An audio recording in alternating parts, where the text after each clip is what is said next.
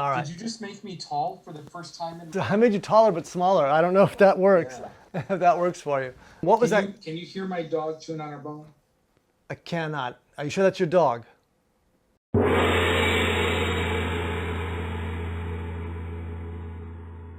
Why Hatsumi Sensei? What drew you to Japan to go find him? Was it because he was a grandmaster of ninjutsu? He was in all these books and magazines?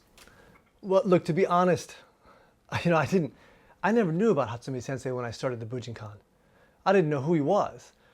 My first introduction to the Bujinkan was through my first teacher, right? So I had basically given up on martial arts, like I've said before in other videos, but when I went to see this dojo and I saw the movement, that's what spoke to me.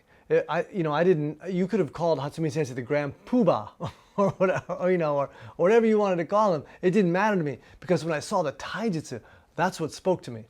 I was like, I was looking for something that was gonna work in my life, that was given me to enrich my life, enrich my experience of this life and feel safe in the world. And when I experienced that taijutsu, I was like, okay, I want to know more about this. And you have to understand, this is from a student of Hatsumi Sensei's, right? This is from, maybe I can say the names, this is from Stephen Hayes' student, Mark Russo. And so, we're getting 2 iterations down, but still, when I saw this taijutsu, it spoke to me deeply. And I thought, I want to know whoever this person is who taught them. I didn't know he was a grandmaster. I'd never seen those ninja booms. I'd never been around for the ninja boom, really. My introduction was through a person. So I wasn't kind of chasing any kind of a grandmaster vision or dream like that. And I think at this point, people have, kind of gotten a little confused about those kind of titles, right? With now there's 8 sokes of the Bujinkan, right?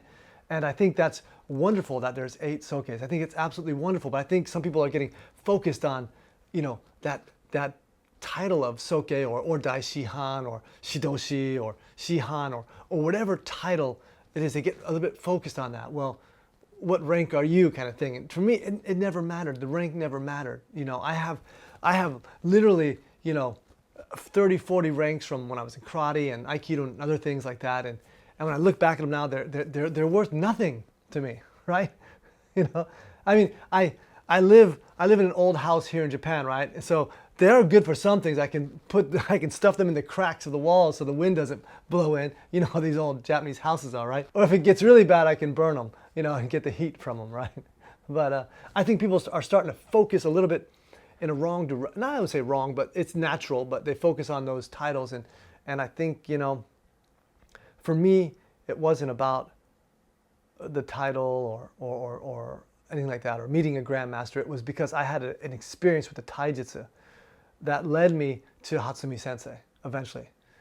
And I was looking for somebody, I didn't know it at the time, but someone who had conquered themselves, who had mastered themselves, if that makes any sense. When I saw Sensei, when I met Sensei, it seemed like he had mastered himself. And because he's master of himself, he was able to maybe communicate with all of us on all these different levels and things like this, and convey a message not only of taijutsu, but of a sort of polishing of the heart, so to speak. And this is what really spoke to me about it. Unfortunately, this is kind of a ridiculous topic, but I think maybe I should address it a little bit. I think some people, chase rank a lot. And that's fine. I understand that rank serves a purpose, and I think it's very, very useful to have, right? Keeping people motivated, training, and things like this. But, I never was chasing the rank. I was always chasing Hatsumi Sensei. I was always trying to, just figure out Hatsumi Sensei. I wasn't trying to figure out about ranks. And the funny thing about the ranks is that, people think that ranks go in this kind of linear fashion, right? From first dan to second dan, third dan, fourth dan, fifth dan. My ranking from Hatsumi Sensei was more like the stock market. I had serious rises in my rank, then I had serious market crashes in my rank. It was literally hysterical when I think back at it. I think there was a time when I was like an 8th dan, and I'd be in the dojo training, and Sensei would say, "Oh, Paul, man, you're moving really good today. I think you're ready for your sixth dan." I was like, "What?" Yeah, I was like, "What?" The first time it happened to me, it's kind of shocking. You're like, "What?" And then you're like, "Oh, yes, you're absolutely right. Maybe I'm better at." You're wondering. You start to read into it. Am I moving like crap? Is he trying to tell me something? And so I had some serious ups and downs there. Through the whole ranking process. There were times where I'd get to be like the ninth dan, and he'd be like, "Paul, you're really good. I think you're ready for seventh dan." So at the end there, he'd be like, "Paul, what rank are you?" And I'd be like, I'm confused, Sensei. I don't know what rank I am. What are you? Tell me what tell me what rank I am today. It was fun like that. Because I didn't really care about those ranks. I remember when I was supposed to be a 10th dan, he kept saying, "Paul, get three recommendations." And I was like, "Okay, I'm on it." And of course I never got them. I was never proactive about that. I just kept training. I was so busy training with him that I didn't really even think about getting 3 recommendations. And he kept saying, "Paul, you need to get those 3 recommendations in." I'd be like, "Okay, I'm on it, Sensei. I'm getting it together. I'm gonna have it for you, next week. And next week coming. Well, you need to get that. I'm like, okay, I'm gonna get it." So one day at ISA, he's just like, it's like, "Damn it, He's like, "Noguchi Sensei, would you write him a recommendation?" He's like, and I can't remember else it was. One of the other Japanese Taishan. He's like, "Can you write this guy? And I'll write one." He's like, "Here, just take this now, and just go." Yeah. So Sensei wrote one of your recommendation letters. Yeah, I think he kind of waived it. He's just like, "Okay, whatever. Just he's like, "Just take this finally," and and just. So yeah, I had ups and downs. Even after I was 10th dan, he's like, he'd be like, "Paul, have you gotten your 8th dan yet?" And I'm like, I'm like, "I'm not sure. Have I?"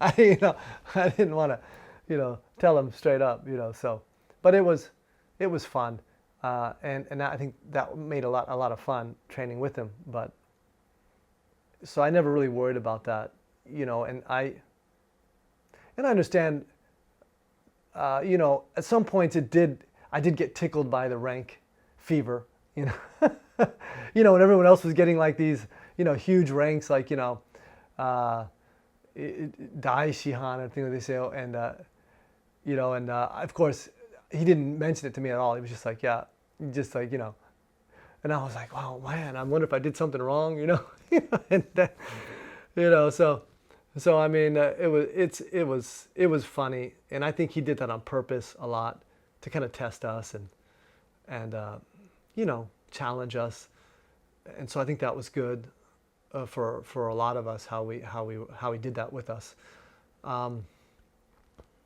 That being said, sometimes I see people that want to be like the one, right? They're chasing it so hard, and they want to be the number one. They want to be a soke, or they want to be a daishihan, or they want to be this or that. And the funny thing is, when you want to be that one, when you want to be the top dog, when you want to be on top of people or in the spotlight, when you want to be the one, you're definitely not the one. And you definitely cannot be the one. You see what I'm saying? It's impossible. Because sometimes it's sort of hard to wrap my thoughts into words, but let me just try to explain this. Is that, in Japan we have these things called ryuha, which means a lineage, right? You probably heard that word before. Like Togakure Ryu, right? Now this word ryu means like a stream or a current, right? In Japanese we say nagare, right? You might have heard that in some of the kata and things like this, right? Nagare, right? So it's a flow or a current or a stream or a big river. And these streams of these rivers of, say, like Togakure Ryu or any of these other lineages, I mean, these go back, especially like a Togakure Ryu lineage. I mean, it goes back, almost at the beginning of time, since the beginning of people started, moving in martial arts, right? This Togaku-ryu. And, it's going to go on till the end of man, most likely. This is a huge, vast river. And so I ask you, can any one man carry a river? It's impossible to be the one. No one man can carry this river. I know people are going to lose their minds and probably say, no, Paul, what are you talking about? You're a freak, And it's true. Maybe I could be a freak. But here's the deal. I think a true master is someone who jumps in the river.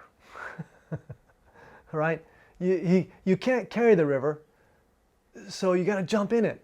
You got to let the river carry you, right? You can't carry the river, but the river can carry you. And that's the first step, right? Is to let the river carry you. The second step for like a true master is somebody who has dissolved into the river. All right? You get that? A true master is someone who has fully entrusted the river and he's lost himself in the river. So he's become the river and the river has become him. So you see, he's not the one either. Because he's not there anymore. He's not there to be the one anymore. He's with the river, moving with the river. Does that make any sense? Yeah. We've talked a lot about how Hatsumi Sensei is kind of hard to pin down. His intention's hard to pin down. And he often doesn't fight against changes in the Bujinkan or changes to what around him. He kind of has a way of flowing with it. Is this what you're talking about? Yes. Yes. Here, I got some thoughts here. Let me just throw them out when you ask me that question. Yes, he's like the river. He's flowing, right? And the river, they say a river, you can never step. You probably heard this before, but I'll say it again. You can never step in the same river twice because everything's changed. Right? People, and this is a kind of a philosophical example, but, the water has totally changed, right? It's different water. The bottom of the river is somewhat different. The organisms are different, right? Everything's flowing, right? So you can never step in the exact same river twice, right? And since he's like a river, he keeps flowing, so he's always changing, right? And this is something that goes back to our expression, banpen fugyo, right? Which means, like infinite change without us becoming perturbed or disturbed by it. It says fugyo, which means not surprised, right? So we're in the midst of all of this change and we're not perturbed. And one of the reasons I think is because you become the river and you're moving along with that change. You're not resisting the change. Right? You can be like a little toothpick floating on that river and try to stop the river, but it's not going to happen. You know what I mean?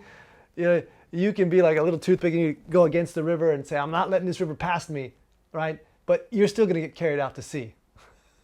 All right? Or you can be like a master who has dissolved himself into the ocean, into the river, and is moving down towards the ocean naturally, along with the changes. Now, again, going back to that thing about people wanting to be the one.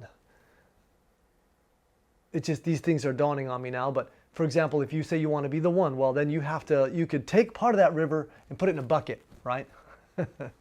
And then you are the one, right? You're the one, but you are no longer associated or even connected with the river anymore, right? You literally cut off your connection with the flow, with the stream, with the life of the ryuha.